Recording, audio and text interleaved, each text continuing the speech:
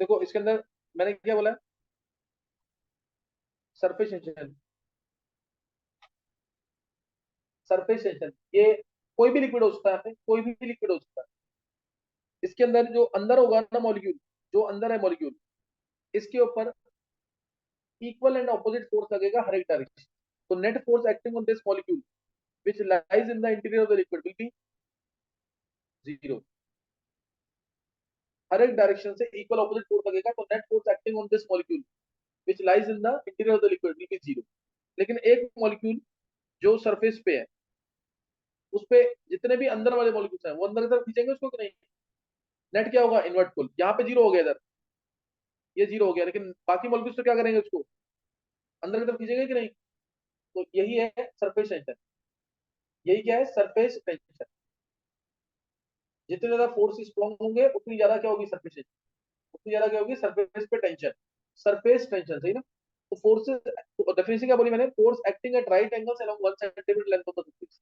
Force acting at right angles along 1 centimetre length of the surface, this is called as surface tension. ये surface tension. L इसमें मैंने लिखा है 1 centimetre. Unit होगी newton पर metre, times पर centimetre.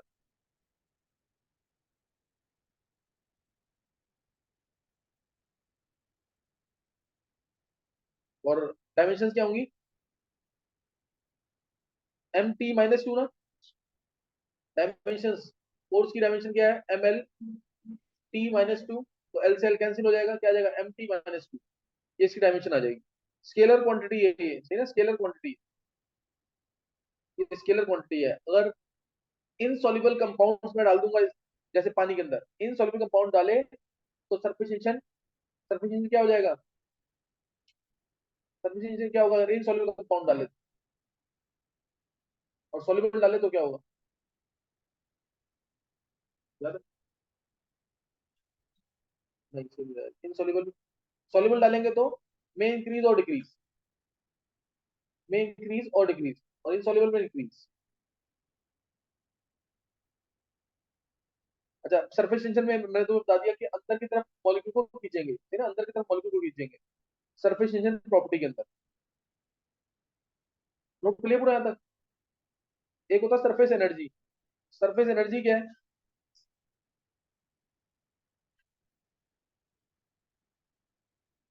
Energy required to increase the surface area by 1 square centimetre. Energy required to increase the surface area by 1, जैसे ये यहाँ पे था पहले, तो इस लेंथ को मैंने 1 स्क्वायर सेंटीमीटर आगे बढ़ा दिया। 1 सेंटीमीटर स्क्वायर क्या कर दिया, आगे पहुंचा दिया। तो इसमें जो वर्क डन लगेगा ना, this is called surface energy. Surface energy, work done per unit area. तो इसकी जो डायमेंशन है सेम आएंगी या लगाएंगी, सेम आएंगी इसकी। वर्क डन क्या होता है, फोर्स इनटू डिस्टेंस मान लेंगे, और या नीचे area N L square cancel होकर सेम आ जाएगा कि नहीं है। तो डायमेंशन दोनों की सेम होगी। डेफिनेशन क्या होगी इसकी, एरिया को वन रखेंगे, तो सरफेस एनर्जी क्या आ जाएगी definition, work done to increase the surface area by 1 square centimetre. Work done to increase the surface area by 1 square centimetre. Work done to increase the surface area by 1 square centimetre. Temperature बढ़ाएंगे तो surface tension क्या होगा, temperature बढ़ाएंगे तो surface tension पे क्या फर्क पड़ेगा, फोर्सेस वीक होंगे स्ट्रॉन्ग होंगे। टेम्परेचर बढ़ाने से फोर्सेस वीक हो जाएंगे, फोर्सेस वीक होंगे, सरफेस टेंशन क्या हो जाएगा, डिक्रीज कर जाएगा। और क्रिटिकल टेम्परेचर पे क्या हो जाता है, तुम लोग पीछे कुछ नहीं पढ़ के आए हो। क्रिटिकल टेम्परेचर पे क्या होगा, zero. At TC surface tension become zero. At critical temperature surface tension become zero. Next, next अब है इसकी एप्लीकेशन, सरफेस टेंशन की application.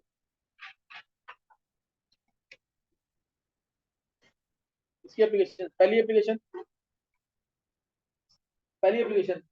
Rain falling rain drops have spherical shape. जो बारिश की बूंदें जब रेन ड्रॉप गिरती है नीचे, तो तुमने देखा होगा उसकी शेप कैसी आती है, स्फेरिकल। शेप कैसी आएगी, तो क्या करना मुझे, तो आगे बढ़ जाता है, चेयर की सारी खाली। यहाँ पर बात है नहीं, falling rain drop have spherical shape, falling rain drop have spherical shape, reason क्या है इसका? Due to the property of surface tension for a given volume sphere has the minimum surface area, पता नहीं, इसलिए जो अंदर के मॉलिक्यूल जैसे ही ड्रॉप नीचे गिरेगी, जो अंदर के मॉलिक्यूल्स होंगे वो क्या करेंगे? इनवर्ट पुल लगाएंगे कि नहीं? बाहर के मॉलिक्यूल्स को अंदर की तरफ खींचेंगे कि नहीं? बाहर के मॉलिक्यूल्स को अंदर की तरफ खींचेंगे, and for a given volume sphere has the minimum surface area, इसलिए ऐसा होगा, ठीक है? Falling rain drops have circle shape due to the property of surface tension and for a given volume sphere has the minimum surface area. क्या clear है बात है कि नहीं? तो ये पहला पॉइंट है, ये पहला पॉइंट है इसका, falling rain drops have spherical shape, falling rain drops have spherical shape due to the property of surface tension. अच्छा, नेक्स्ट है, next fire polishing of glass,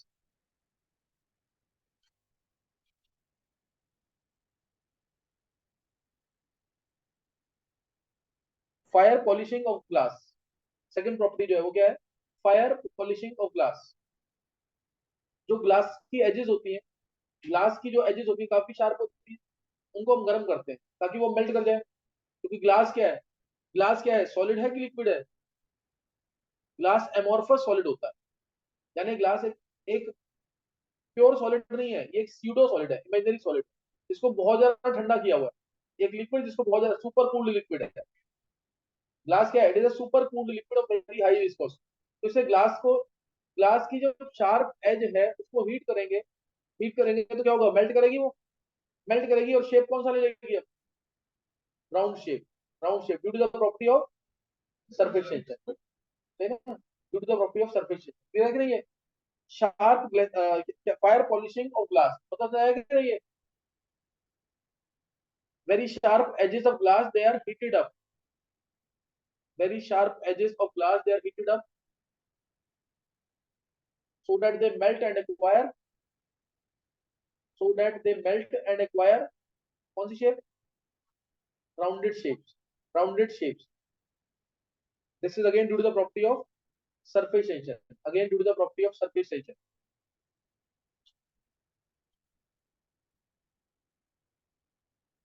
Since this is again due to the property of surface tension. Next, third, rise of liquid in a capillary tube, rise of liquid in a capillary tube, देखा हुआ ना है? ये तो daily life में भी feel कर सकते हैं, rise of liquid in a capillary tube, aerated drinks है, कोल्ड ड्रिंक्स है, सोडा वाटर है, या जूस है, उसको स्ट्रॉ से, स्ट्रॉ से जब लेते हैं तो क्या होता है? अपने आप ही जूस वगैरह जो है, ये कोल्ड ड्रिंक्स वगैरह जो है राइज करती है उसके अंदर की नहीं, ड्यू टू कैपिलरी एक्शन। और ये प्रॉपर्टी है बेसिक क्या इसका? Surface tension. जैसे ये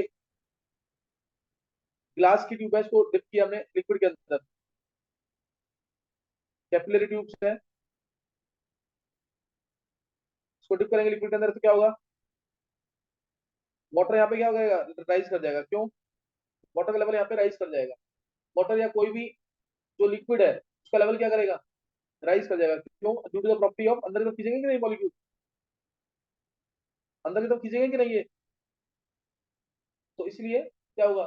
this is due to the property of surface tension, capillary action की वजह से, कैपिलरी एक्शन की वजह से water will rise in the capillary tube, है ना? कैपिलरी ट्यूब में वाटर का लेवल क्या होगा? बढ़ जाएगा। ये देखते हैं डेली लाइफ से रिलेटेड है, है ना? ये डेली लाइफ से रिलेटेड है, due to the property of surface tension, due to the property of surface tension. अब ऊपर शेप आती है, या तो कन्वेक्स आएगी,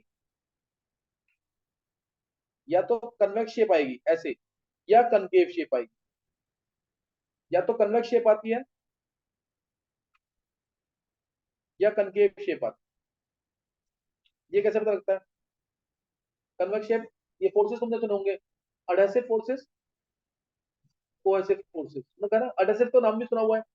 अडहेसिव क्या है? जो अटैच करने के, चिपकाने के काम आता है ना? अडहेसिव यूज करते हैं, फेविकोल वगैरह के लिए यूज करते हैं ना एडहेसिव, क्योंकि दो डिफरेंट पार्टिकल्स हैं उनको अटैच कर देंगे। तो adhesive forces, cohesive forces, cohesive forces क्या होते हैं? Forces between molecules of same type, forces between molecules of same type, वो कोहेसिव फोर्सेस है।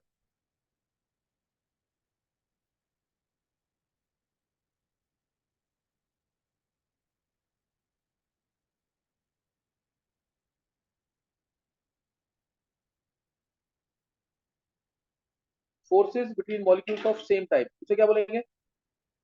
Cohesive forces. कोहेसिव फोर्सेस, जैसे ग्लास का ग्लास के साथ, वाटर का वाटर के साथ, मरकरी का मरकरी के साथ। समझ रहे हो कि नहीं है? तो ये क्या है? ये कौन से हैं? Cohesive forces. जैसे स्क्रीन पे तुम चेक कर रहे हो, है ना, मैं स्टाइलस से लिख रहा हूँ, स्क्रीन स्क्रीन पे जो चेक कर रहे हैं, ये कौन से फोर्सेस है? Adhesive forces. है ना, ये कौन से फोर्सेस है? Adhesive forces. मार्कर से लिख रहा हूँ मैं बोर्ड पे, तो कौन से फोर्सेस है? Adhesive forces. व्हाइट वॉश वगैरह जो होता है, कौन से फोर्सेस है? Adhesive forces. पानी डाला ग्लास के अंदर, पानी डाला ग्लास के अंदर, तो कौन से फोर्सेस आते हैं? Adhesive forces. पानी का, पानी का ग्लास के साथ जो फोर्स है वो ज्यादा स्ट्रांग होता है। पानी का ग्लास का जो फोर्स है वो ज्यादा स्ट्रांग होता है। तुम जैसे वाटर डाला, पानी, वाटर डाला हमने ग्लास के अंदर, अगर हम उसको उल्टा भी कर देंगे तो कुछ ना कुछ ड्रॉप्स रह जाती है कि नहीं? तो क्या होता है? अडहेसिव फोर्सेस ज्यादा स्ट्रांग है in case of water kept in glass. Water kept in, adhesive forces क्या है? ज्यादा स्ट्रांग है। जब अडहेसिव फोर्सेस ज्यादा स्ट्रांग होते हैं तो शेप आती है कंकेव। तब शेप क्या आती है? कंकेव। दूसरा है अडहेसिव फोर्सेस। ये सब तुमने फिजिक्स में पढ़ा था होगा, पढ़ा था नहीं? पढ़ा होगा। अडहेसिव फोर्सेस, बोलो बोलो, क्या बोल रही है? नहीं पढ़ा? अडहेसिव फोर्सेस अगर स्ट्रांग होंगे, अडहेसिव फोर्सेस स्ट्रांग होंगे तो शेप क्या आएगी? कंकेव।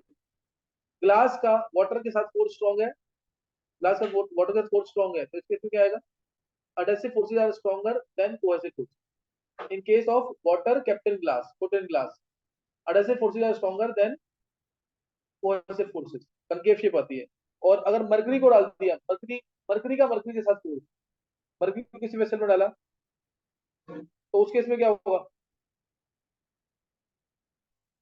उसमें क्या होगा? मरकरी, मरकरी में फोर्सेस क्या होते हैं? बहुत स्ट्रॉन्ग। मरकरी, मरकरी में फोर्सेस क्या होंगे? बहुत स्ट्रॉन्ग होते हैं। तो उस केस में शेप कैसे आएगी? Convex shape. उस केस में शेप कैसे आएगी? Convex shape. सही ना?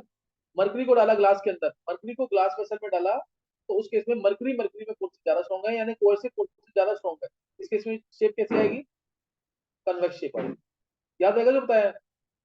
अडहेसिव फोर्सेस स्ट्रॉन्ग, स्ट्रॉन्गर होंगे किस केस में? यही दो एग्जांपल पूछी जाती है। अडहेसिव फोर्सेस कब स्ट्रॉन्गर होते हैं? Water captain glass. और कोहेसिव फोर्सेस कब स्ट्रॉन्ग होंगे? Mercury with, mercury captain glass. Mercury, mercury में फोर्स ज्यादा स्ट्रॉन्ग है। तो नहीं नहीं, ये दो एग्जांपल पूछी जाती है ज्यादातर, ज्यादातर ये पूछी जाती है, बाकी तो हम एनालाइज नहीं कर सकते। याद याद रहेगा कि नहीं?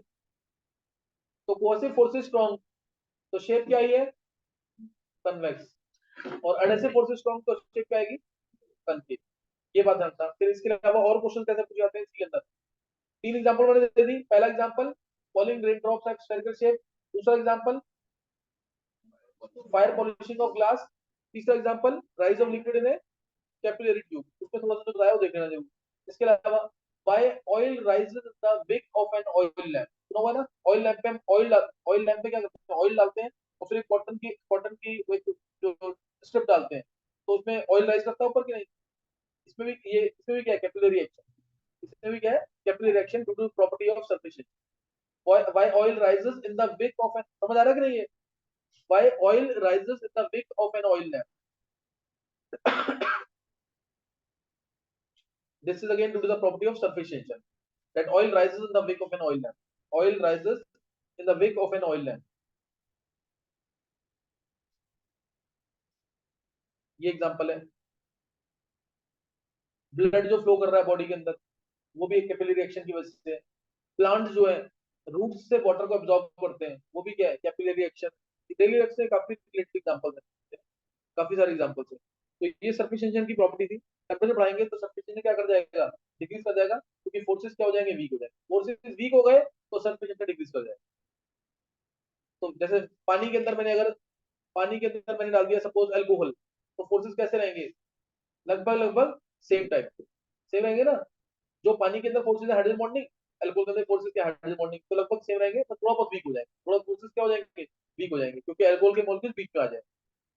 पानी के अंदर मैंने डाल दिया नमक, तब क्या होगा, नमक तो आयनिक होता है, फोर्सेज क्या हो जाएंगे और स्ट्रॉन्ग हो जाएंगे, और स्ट्रॉन्ग होंगे तब क्या होगा, सरफेस टेंशन थोड़ा सा बढ़ जाएगा।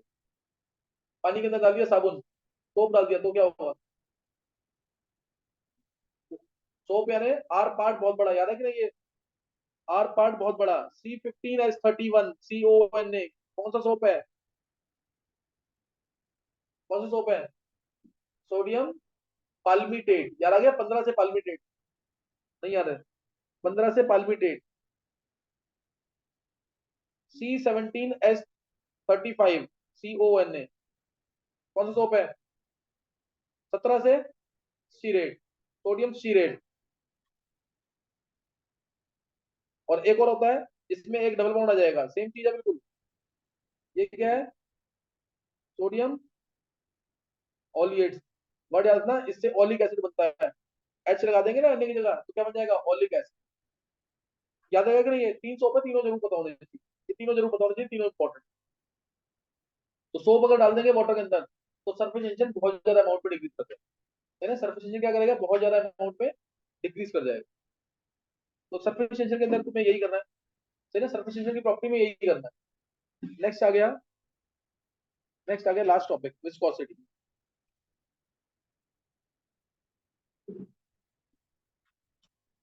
जब तक ये थ्योरी खत्म हो जाएगी अभी, विस्कोसिटी पढ़ते ही है ना, viscosity last last topic. Viscosity दिमाग में क्या आ रहा है, विस्कस, है ना, कोई भी चीज जिसके फ्लो करने में रेजिस्टेंस ज्यादा होता है तो वो ज्यादा होती है विस्कस, पता है ना, ज्यादा विस्कस होगी, जैसे मैंने एक बहुत सिंपल एग्जांपल दिया, ग्लिसरीन ज्यादा विस्कस की वाटर ज्यादा विस्कस, ग्लिसरीन फ्लो करने में दिक्कत आएगी उसमें कि नहीं, ग्लिसरीन यानी ग्लिसरॉल, हाइड्रोजन बॉन्डिंग, तीन OH ग्रुप थे, तीन OH ग्रुप थे, ग्लिसरीन ज्यादा विस्कस। ऐसे ही ऐसे दिया, जैसे हनी दे दिया, हनी ज्यादा विस्कस की वाटर ज्यादा विस्कस, हनी ज्यादा विस्कस है। फिर एग्जांपल टूथपेस्ट, ग्लिसरीन और वाटर, ऑर्डर ऑफ विस्कोसिटी क्या हुआ, सबसे ज्यादा विस्कस क्या होगा, टूथपेस्ट, उसको तो उल्टा भी कर देता तब भी नहीं निकलेगा, सही ना, तब भी आसानी से फ्लो नहीं करेगा, तो सबसे ज्यादा विस्कस क्या होगा, टूथपेस्ट, उसके बाद फिर ग्लिसरीन फिर वाटर, क्लियर है कि नहीं ये, तो फोर्सेस जितने स्ट्रॉन्ग होंगे उतनी ज्यादा विस्कोसिटी होगी, ठीक है, फ्लो करने में जितना रेजिस्टेंस ज्यादा होगा, फ्लो करने में जितना रेजिस्टेंस ज्यादा होगा उतनी ज्यादा विस्कोसिटी। तो डेफिनेशन क्या होगी विस्कोसिटी की, internal resistance to flow possessed by liquid, है ना, internal resistance to flow possessed by a liquid, ये भी पढ़ा हुआ फिजिक्स में, ये पढ़ा हुआ फिजिक्स, इंटरनल रेजिस्टेंस। देखो फिजिक्स में फॉर्मूले वगैरह बहुत सारे हैं, केमिस्ट्री में नहीं है जितना इतना कम बता रहा हूँ, क्योंकि मुझे लगता है फिजिक्स में हो जाएगा सारा टॉपिक, तो एक थोड़ा सा जो बेसिक है मैं वो दे रहा हूँ तुमको इसके अंदर, इतना ही है कोर्स में केमिस्ट्री में, सही ना। Internal resistance to flow possessed by a liquid, और कोफिशिएंट ऑफ विस्कोसिटी होता है ईटा, ये आता है, this is coefficient of viscosity. किसी को डायमेंशन याद है इसकी, पूछते हैं बहुत ऑब्जेक्टिव, रटा होता है हमेशा हर किसी को, ये रटा होता है हर किसी को, भूल गए, निकाल लेंगे, ये तो पता, फोर्स इनटू सिस्टम में area to velocity, ml-1 t-1, याद नहीं है ये, यूनिट पॉइज पढ़ रखा होगा ये, यूनिट इसकी पॉइज ml-1 t-1, फॉर्मूला की फॉर्म में पढ़ते हैं ना, फोर्स इनटू डिस्टेंस अपॉन में एरिया टू वेलोसिटी, तो ईटा, मैं भी बता रहा हूँ क्या चीज है ये, अभी तक मैंने तुम्हें डेफिनेशन जो बताई है वो विस्कोसिटी की बताई, क्या definition, internal resistance to flow possessed by liquid, internal resistance to flow possessed by liquid is called as viscosity। अब हम पढ़ेंगे इसी के अंदर कोफिशिएंट ऑफ विस्कोसिटी। सपोज एक पाइप है, उसके अंदर से वाटर फ्लो कर रहा है, या कोई भी लिक्विड फ्लो कर रहा है, या कोई भी लिक्विड फ्लो कर रहा है इसके अंदर से ना, इसके अंदर कोई भी लिक्विड फ्लो कर रहा है,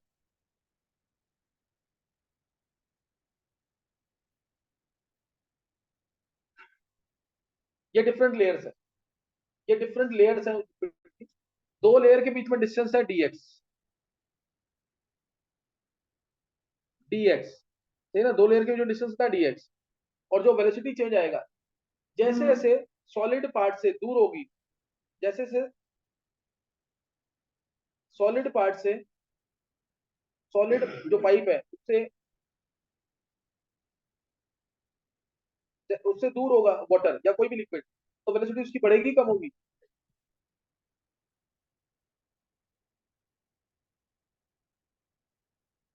है ना, उसकी वेलोसिटी क्या हो जाएगी? उसकी वेलोसिटी क्या हो जाएगी? बढ़ती जाएगी। सॉलिड लाइन से, सॉलिड पाइपलाइन से जैसे ही पानी दूर होगा उसकी वेलोसिटी क्या होगी?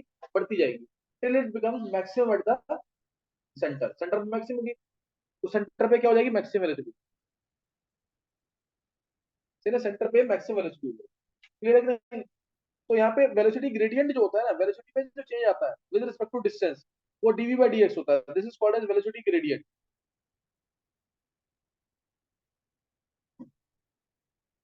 DV by d x viscosity, यहाँ पे डीवी बाई डी एक्स क्या है? Velocity gradient.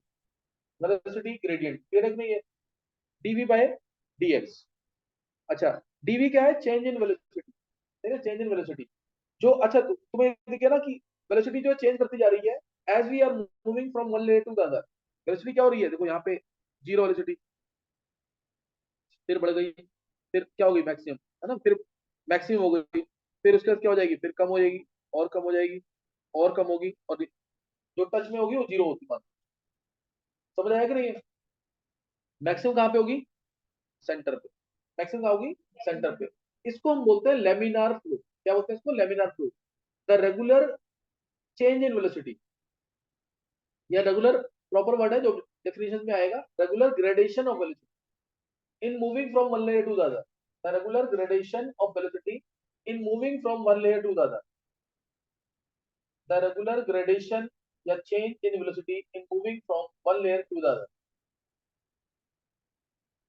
is called as, क्या बोलेंगे इसको? वेलोसिटी, इसको क्या बोलेंगे? Laminar flow. लेमिनार फ्लो, क्या क्लियर है बात की नहीं है? This is called as laminar flow. इसको लेमिनार फ्लो बोलते हैं। अब इसका एक छोटी सी डेरिवेशन है। जितना ज्यादा प्रेशर करेंगे, जितना ज्यादा प्रेशर डालेंगे इधर से, जितना ज्यादा प्रेशराइज करेंगे पानी को, जितना ज्यादा प्रेशराइज करेंगे तो वेलोसिटी उतनी ज्यादा बढ़ेगी, लेयर से इतना डिस्टेंस उतना कम होगा। यानी जो प्रेशर होता है वो directly proportional to d v by d x होगा। प्रेशर जो है डायरेक्टली प्रोपोर्शनल किसके होगा? वेलोसिटी ग्रेडियंट के, directly proportional to velocity gradient. अब प्रेशर क्या होता है? Force upon area.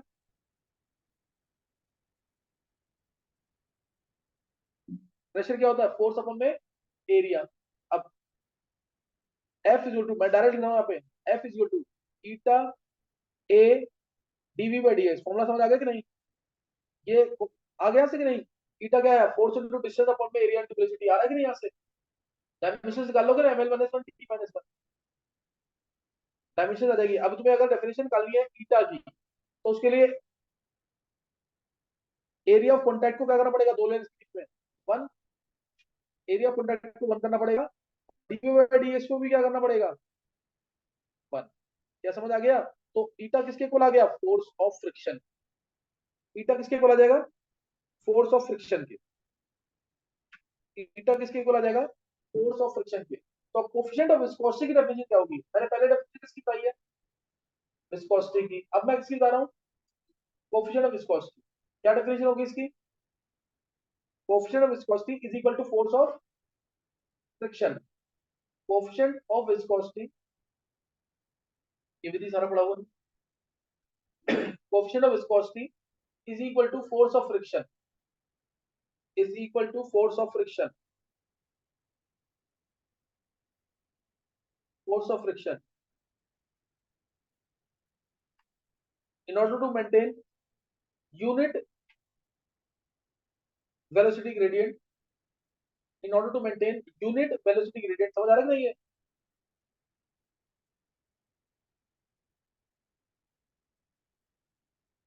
between two layers, between two layers having unit area of contact, area of contact कितना है? 1 square centimeter, between two layers of area unity having unit area of contact। तो ये क्या आ जाएगा यहाँ पे? ये क्या आ जाएगा? Coefficient of viscosity. डेफिनेशन समझ आ गया कि नहीं? यहाँ पे फॉर्मूला भी समझ आ गया यहाँ पे। एक में फोर्स भी पढ़ा होगा, 6 पाई आर ईटा वी पढ़ा था ना फोर्स। वो भी कर लेना एक बार, नहीं तो यही इंपॉर्टेंट है जो मैंने बताया यहाँ पे। अब विस्कोसिटी नेचर ऑफ लिक्विड पर डिपेंड करेगी, समझ आ गया। फोर्स इज स्ट्रॉन्ग तो विस्कोसिटी ज्यादा, फैक्टर्स वर्किंग में आएगा ना, फोर्स इज स्ट्रॉन्ग तो विस्कोसिटी ज्यादा, टेम्परेचर बढ़ाएंगे तो विस्कोसिटी, टेम्परेचर बढ़ाएंगे तो क्या होगा, विस्कोसिटी कम हो जाएगी, टेम्परेचर बढ़ाएंगे तो विस्कोसिटी कम हो जाएगी, फिर हुआ कि नहीं है। अब नेक्स्ट एक क्वेश्चन बहुत इंपॉर्टेंट ऑब्जेक्टिव के लिए जो पूछा जाता है, टेम्परेचर का क्या इफेक्ट होगा, टेम्परेचर का क्या रोल होगा अगर हम टेम्परेचर बढ़ा रहे हैं। तो पहला पॉइंट, इवेपोरेशन पे क्या फर्क पड़ेगा, वेपर प्रेशर पे क्या फर्क पड़ेगा, डेंसिटी पे क्या फर्क पड़ेगा, सरफेस टेंशन पे क्या फर्क पड़ेगा, विस्कोसिटी पे क्या फर्क पड़ेगा, बताएंगे आंसर जल्दी से।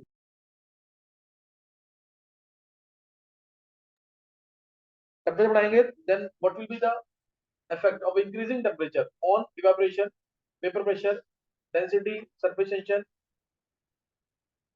and viscosity.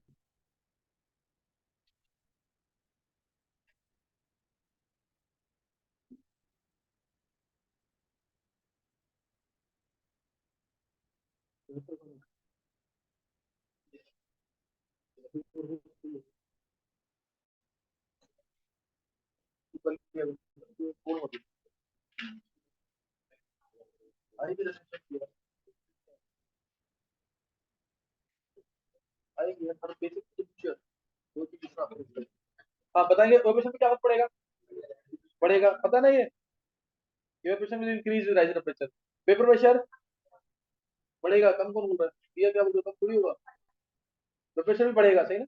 डेंसिटी, वॉल्यूम बढ़ जाएगा, डेंसिटी क्या हो जाएगी, डिक्रीज हो जाएगी, surface tension decrease, forces weak होगा इसलिए, विस्कोसिटी फोर्सेस डिक्रीज होगा, सही ना।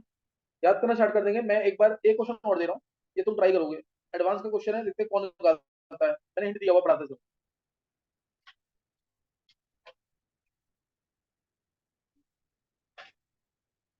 चैप्टर खत्म हो गया हर्षित, ठीक है sir. States of matter chapter खत्म है, क्वेश्चन दे रहा हूँ, करना है। यहाँ पे सरफेस टेंशन है versus concentration, surface tension concentration. अब तुम लोगों को बताया सबसे इंपॉर्टेंट चैप्टर, दो चैप्टर है जो सबसे इंपॉर्टेंट, कौन सा, thermodynamics of equilibrium, specially ionic equilibrium, और उसके बाद नया टॉपिक जो रेडॉक्स में चलेगा, वो क्या है, रेडॉक्स टाइट्रेशन, वो स्टार्ट होने हैं टॉपिक, रेडॉक्स को कर लोगे ना, रेडॉक्स सर टाइट्रेशन इंपॉर्टेंट, बोल दे। सर IUPAC स्टार्ट हो गया आज। सभी बात करूंगा जैसे, अच्छा अब यहाँ पे सरफेस टेंशन और कंसंट्रेशन, एक कर्व दे रखा तुम्हें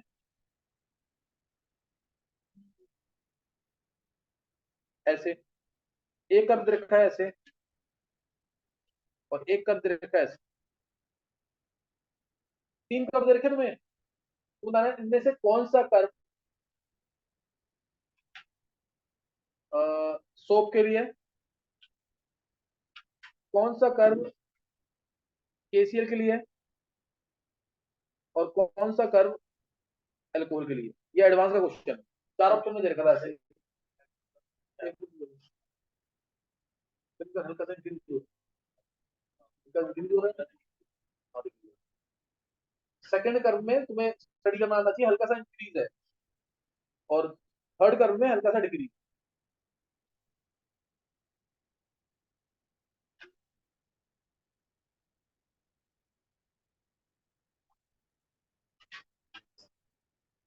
पढ़ाते समय तो मैं बता दिया, तीनों की एग्जांपल दिखे तो याद होती, इसलिए निकाला आंसर।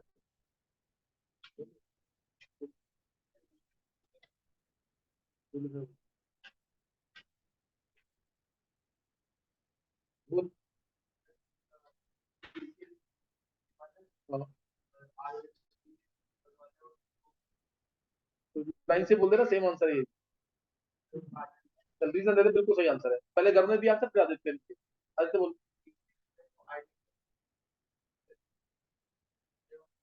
थोड़े फोर्सेस बढ़ जाएंगे, पानी नमक नमक डालेंगे, बताया था ना ये, इसलिए। हाँ हल्के से वीक होंगे, क्योंकि पानी के अंदर हाइड्रोजन बॉन्डिंग ज्यादा स्ट्रांग होती है, और अल्कोहल डालेंगे तो थोड़ा सा, हाँ तीसरा बचा इसलिए वो। सोप के अंदर आर पार्ट बहुत ज्यादा होता है, सोप की आयनिक है लास्ट पार्ट, लेकिन उसमें आर पार्ट क्या है, बहुत ज्यादा। आर पार्ट बहुत ज्यादा, तो क्या होगा, वाटर हीटिंग होगा, वाटर लविंग होगा, वाटर हीटिंग है। इसलिए सरफेस टेंशन जैसे ही सोप डालेंगे तो वाटर हीटिंग पार्ट बहुत बड़ा है उसके अंदर, इसलिए सरफेस टेंशन को यानी फोर्स को बहुत तेजी से रिलीज करेगा। और ये क्लीनिंग एक्शन में यूज होता है, याद है ना, क्लींजिंग एक्शन में ये यूज होता है, सोप डालते हैं ना, क्लीनिंग एक्शन में वाटर ही करता है, लेकिन सोप क्या करता है, it simply reduces the surface tension, वो सरफेस टेंशन को रिड्यूस करेगा। समझ आ गया कि नहीं, ये याद कर लेंगे हम यहाँ पे। खत्म हो गया चैप्टर, ये तुम्हारे किस कराने हैं, सही ना। और सबसे इंपॉर्टेंट चैप्टर कौन सा स्टार्ट होता है, पिनाकिन मेरे को भेज दियो दोनों रिकॉर्डिंग।